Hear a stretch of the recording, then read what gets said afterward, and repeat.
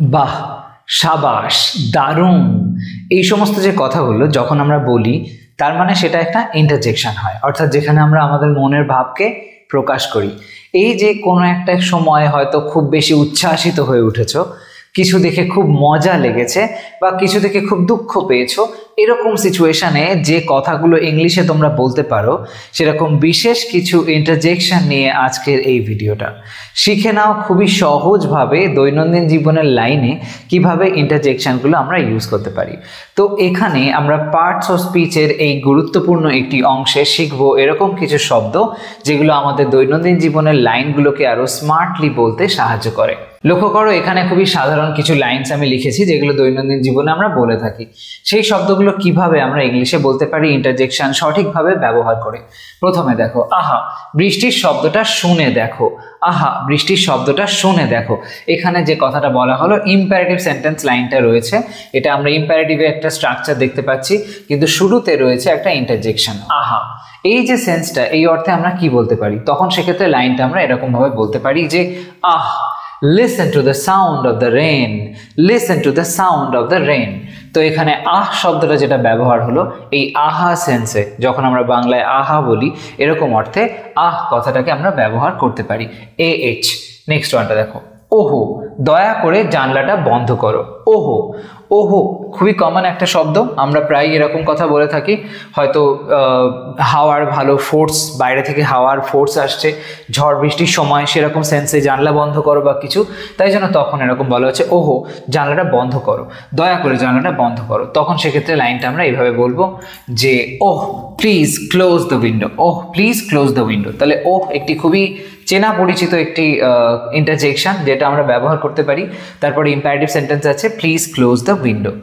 পরেরটা দেখো, বাহ সেই সুন্দর দৃশ্যটা দেখো। এই যে শুরুতে বলা হচ্ছে বাহ, এই সেন্সে আমরা কি বলতে পারি, এই অর্থে ওয়াও কথাটাকে বলতে পারি। তাহলে wow, look at that beautiful view, look at that beautiful view. তো এখানে ওয়াও ব্যবহার করা হয়েছে। পরেরটা, হায় তাদের একটা সমাধান খুঁজে দিতে সাহায্য করো। শুরুতে বলা হয়েছে হায়, আমরা হায় কথা কখন বলি, কোনো দুঃখের অনুভূতি প্রকাশ করার জন্য।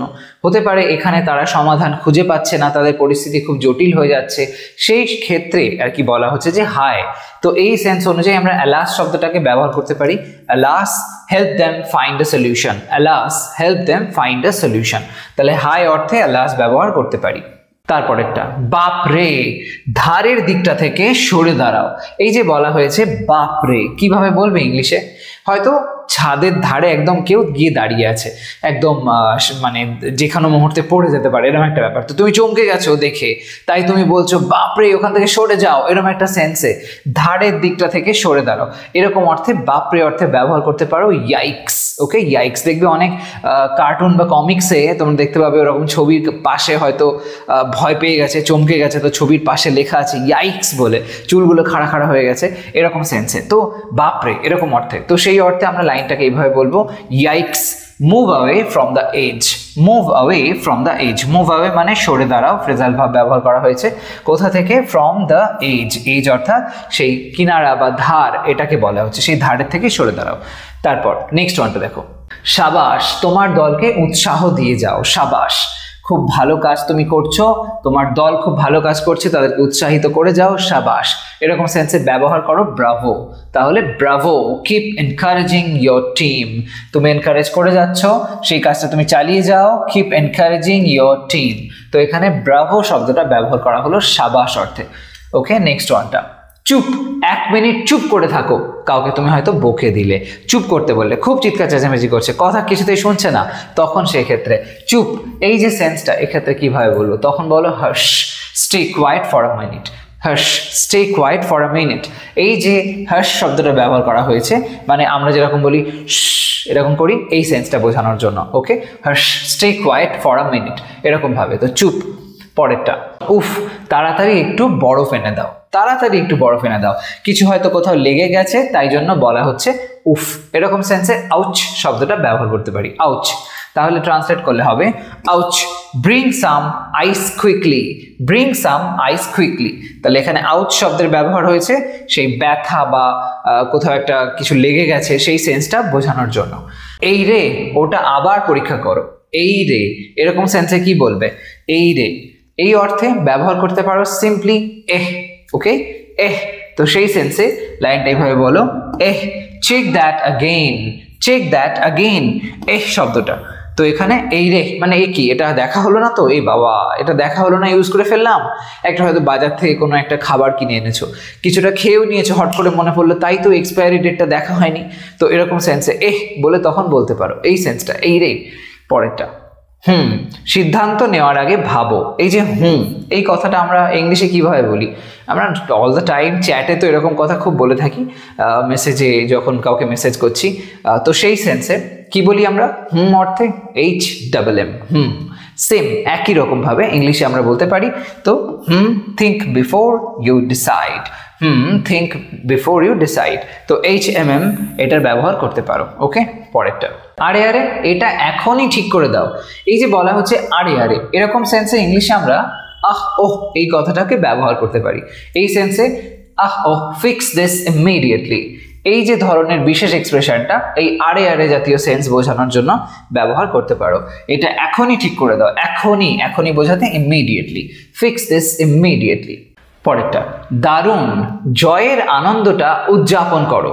এই যে দারুণ বলা হয়েছে, এই সেন্সে আমরা অসম, গ্রেট এগুলো তো বলতেই পারি, তার পাশাপাশি আরেকটা বিশেষ এক্সপ্রেশন ইউজ করতে পারি, সেটা হচ্ছে ইয়েই।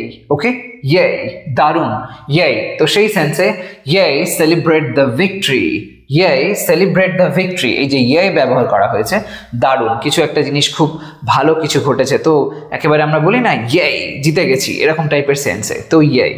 নেক্সট ওয়ান, যাহ আমি এটা আবার ফেললাম, মানে হাত থেকে পড়ে গেল, আমি ইচ্ছে ছিল না আমার এরকম কিছু হোক, কিন্তু হাত ফসকে হয়তো পড়ে গেল, এরকম একটা সেন্সে। তো এই যে যাহ কি বলবে? এরকম অর্থে ইংলিশে বলো উপস। ওকে, উপস। তো সেই সেন্সে oops, I dropped it again, I dropped it again, আমি এটা আবার ফেললাম, oops I dropped it again. তারপর উফ চলো একটুখানি বিশ্রাম নিই, অনেক হাঁপিয়ে গেছি আমি, এবার চলো একটু বিশ্রাম নিই, যেন আমি হাফ ছেড়ে বাঁচি একটু বিশ্রাম নিয়ে, এরকম সেন্সে উফ যখন বলছো কি বলবে?